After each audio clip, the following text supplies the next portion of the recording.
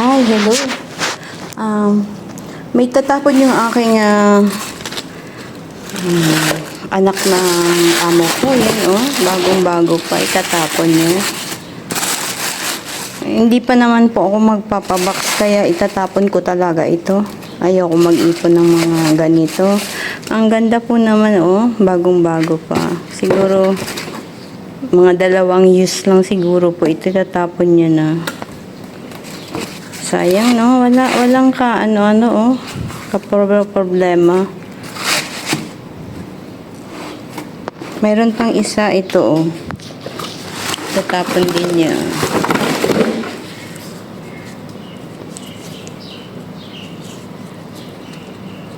Diba ang ganda?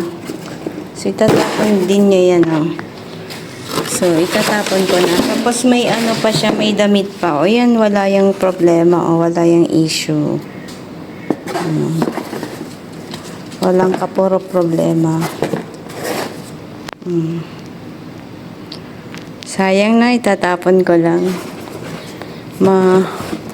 So, anong magagawa ko? Talaga naman.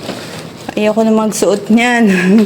At, kung ipapadala ko sa inyo, matagal pa ako mag-box.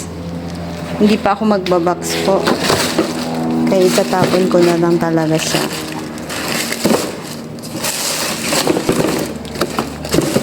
Ganyan sila. Ayan, ganyan sila talaga. At may damit pa akong itatapon. Sama ko na yan. Sama ko na yung damit na yan. Sa tapon.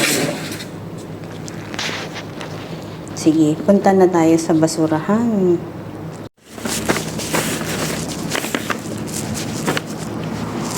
Oh, shit.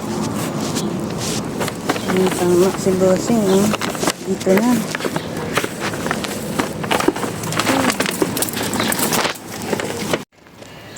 Ayan, daming ang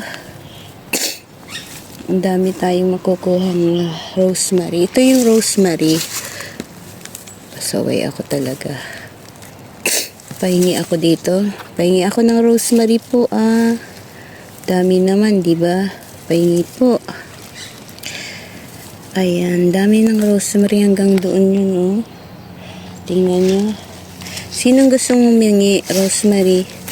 Hindi lang kasi ako nito makapatubo. Di ko alam kung paano ito itanim. Kung ito ba ito bang yung niya lang, stem niya lang.